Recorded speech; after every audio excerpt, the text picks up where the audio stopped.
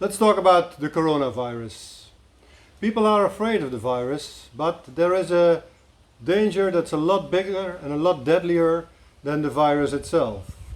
And that danger comes from our social abstinence and social shielding. This is what will come if we keep on acting as we are doing now. A worldwide war between radical groups and its opponents. Not so much a war between countries. Now, this is nature.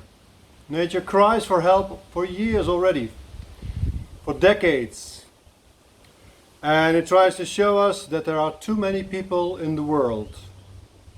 Nature shows us how sick she is, with earthquakes, famine, with the global warming, floodings.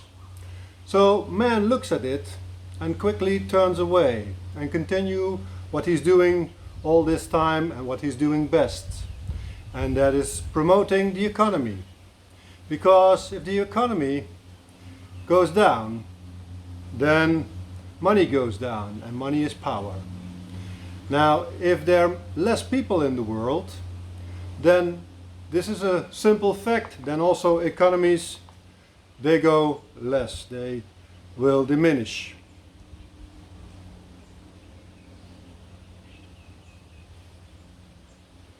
Now, the last 3-4 decades, man has grown weaker because too many people means we have to manipulate our food and our water gets contaminated. So because of bad quality food, bad quality water,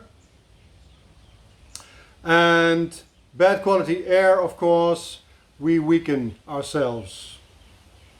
But man knows how to cheat that with more chemicals in the form of medication and other artificial appliances. He knows how to cheat that, and he keeps the sick alive and he keeps the weak walking.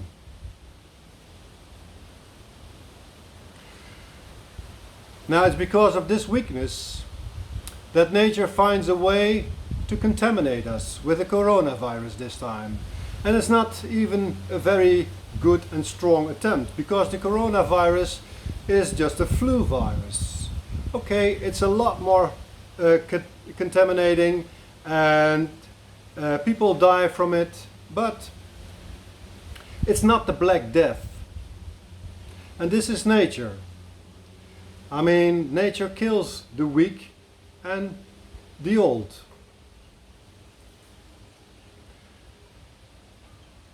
Now, if we could agree to that and take that lesson to ourselves and do something with it, but the unthinkable happens. Man panics because sickness cannot be part of his thinking anymore. It doesn't belong in his world anymore. Sickness needs to be abolished.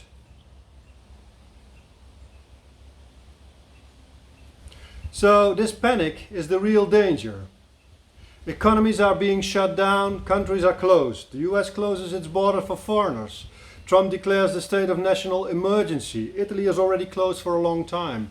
Spain is in state of emergency. Poland will close its borders and will only get their own people back if they go 14 days in quarantine.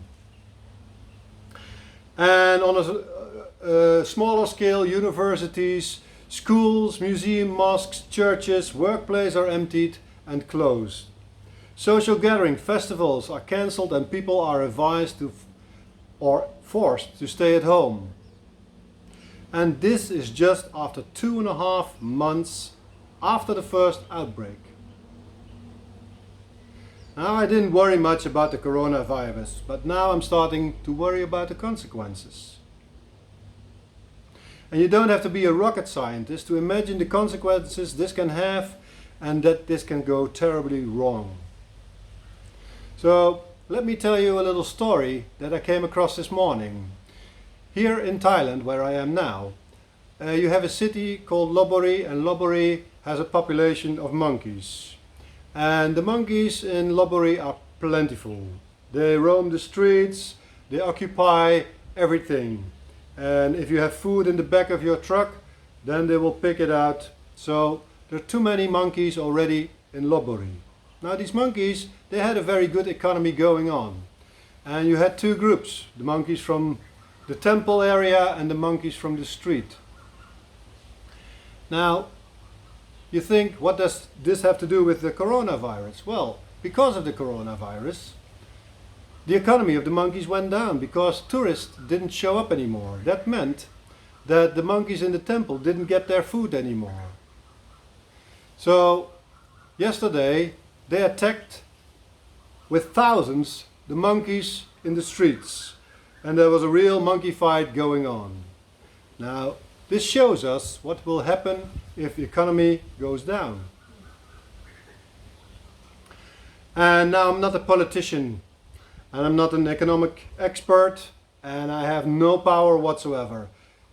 And I'm not going to paint you the picture in order of which things will happen.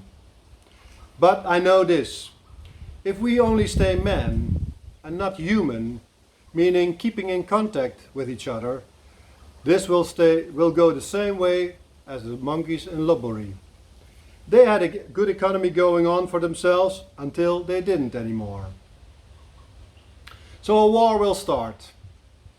And I don't believe a war between countries, but a war coming from radical groups that seek their power in the weakened society, because also that is nature.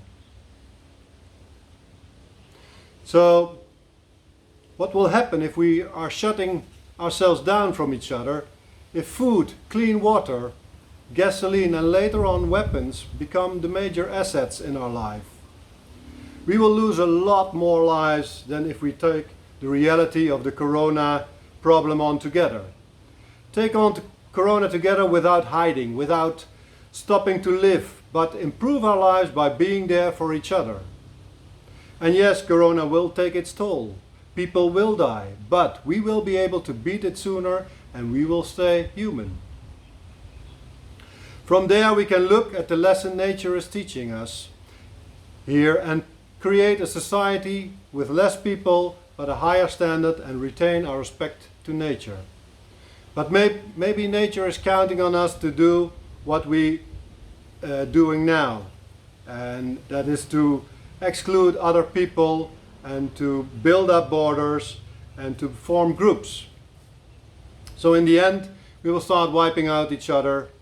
Any which way it will go, nature will win always in the long run.